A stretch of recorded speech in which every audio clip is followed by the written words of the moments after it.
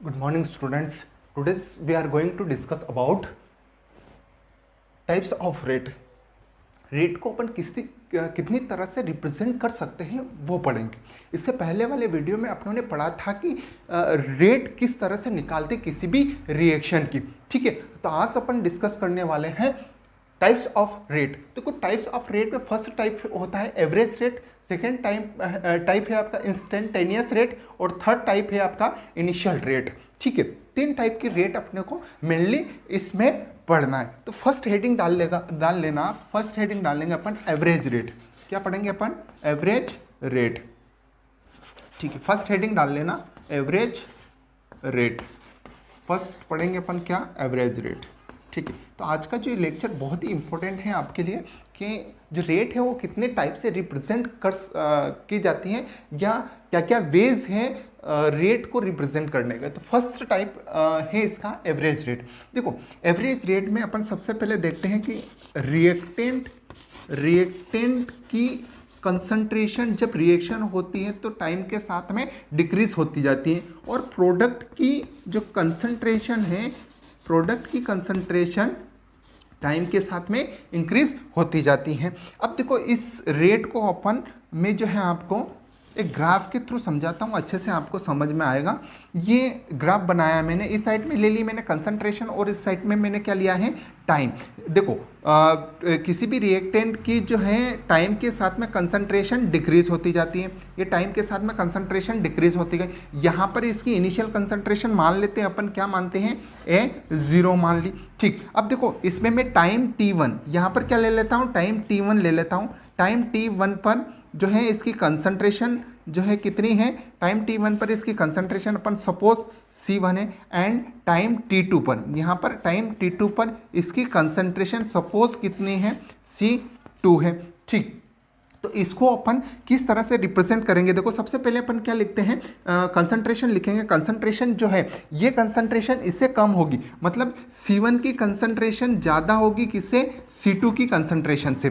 ठीक, तो आप इसको इस तरह से भी लिख सकते हो। देखो फाइनल कंसंट्रेशन से अपन किसको माइनस कर लेते हैं? इनिशियल कंसंट्रेशन को माइनस कर लेते हैं। इसी तरह से फाइनल टाइम में से अपन किसको माइनस कर लेते हैं? इनिशियल टाइम को माइनस कर लेते हैं। अब ये टाइम इंटरवल है, इसको अपन कैसे रिप्रेजेंट करेंगे? डेल सी से।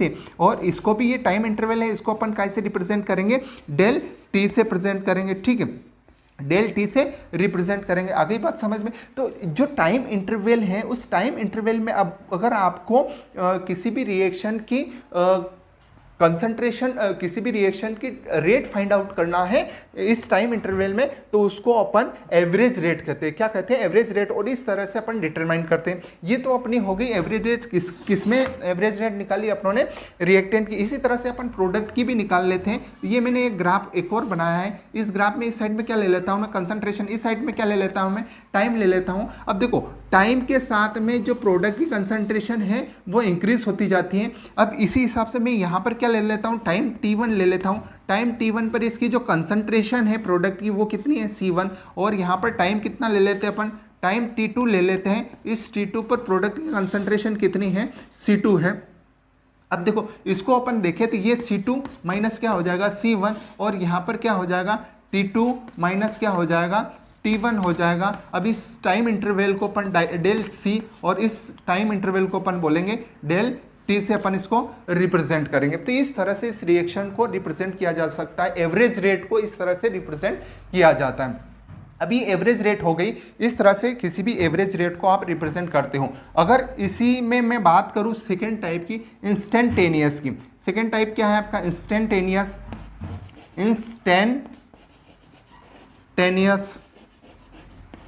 रेट की अपन बात करें तो देखो इंस्टेंटेनियस रेट की अगर मैं बात करूं तो इसमें क्या होगा कि देखो इसी ग्राफ में मैं आपको समझा देता हूं कि आपको इस टाइम इंस्टेंट टाइम पर पूछ ले। आपको क्या पूछ ले? इंस्टेंट टाइम पर पूछ ले। फॉर एग्जांपल यहां पर पूछ लिया आपने, इस टाइम पर आपको क्या फाइंड आउट करना? कंसंट्रेशन। और इसी टाइम पर आपको क्या फाइंड आउट करना है? इस टाइम पर आपको क्या फाइंड आउट करना है, इस रेट फाइंड आउट करना है, इसकी रेट फाइंड आउट करना है, इस रिएक्शन की रेट फाइंड आउट करना है इस टाइम पे। एक इंस्टेंट आपसे पूछ ले रिएक्टेंट में, तो इसे क्या बोलेंगे पर इंस्टेंटेनियस। इसी तरह से प्रोडक्ट में ये देखो, यहाँ पर एक इंस्टेंट टाइम पर आपसे पूछ लिया कि यहाँ पर मुझे क्या बताओ, रेट बताओ, तो ये कौन सी टाइप है, इंस्टेंटेनियस रेट है। इंस्टेंटेनियस रेट पूछ ले, इसमें टाइम इंटरवल कितना होगा, 0 होगा। टाइम इंटरवल कितना होगा, टाइम मतलब डेल टी की वैल्यू कितनी होगी, 0 होगी। टाइम इंटरवल कितना होगा, 0 होगा। और ये स्लोप ऑफ लाइन जो है, स्लोप ऑफ लाइन ही क्या होगी, आपकी इंस्टेंटेनियस रेट होगी। इसको आप कैसे रिप्रेजेंट करते हो, स्मॉल डी से डीसी अपॉन dt से आपको रिप्रेजेंट करोगे, और इसमें डेल टी की जो वैल्यू है वो कितनी होगी, 0। टाइम इंटरवल कितना होगा, 0 होगा।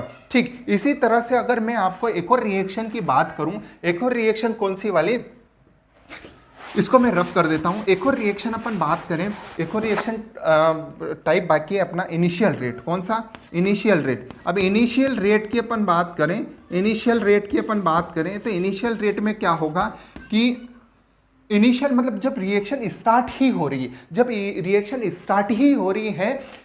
तो जब रिएक्शन स्टार्ट ही हुई है तो आपका देखो, इसको रिप्रेजेंट तो किस तरह से किया जा सकता है, इसको रिप्रेजेंट करते हैं अपन del C upon del T. But इसमें टाइम जो है, टाइम इक्वल टू कितना होगा, 0, क्योंकि अपनी रिएक्शन स्टार्ट ही हुई है। जब रिएक्शन स्टार्ट हुई है उस समय आपको रेट बताना है। जब अपन बाइक स्टार्ट ही कर रहे हैं उस समय अपन उसकी रेट बताएंगे, कुछ ना कुछ रेट होगी तभी तो रिएक्शन कंप्लीट होगी। तो उस समय जो रेट है उसको किससे रिप्रेजेंट करेंगे अपन, del C upon del T से। बट इसमें टाइम इक्वल टू कितना होगा, 0। इसमें टाइम इंटरवल कितना होगा, 0। और जो अभी बताई थी मैंने एवरेज रेट, उस समय एक इनफाइनाइट टाइम होगा। क्लियर स्टूडेंट, आई होप आपको ये वीडियो बहुत अच्छा लगा होगा। आपको वीडियो अच्छा लगे तो लाइक करें, शेयर करें, सब्सक्राइब करें। Thank you everyone and have a nice day.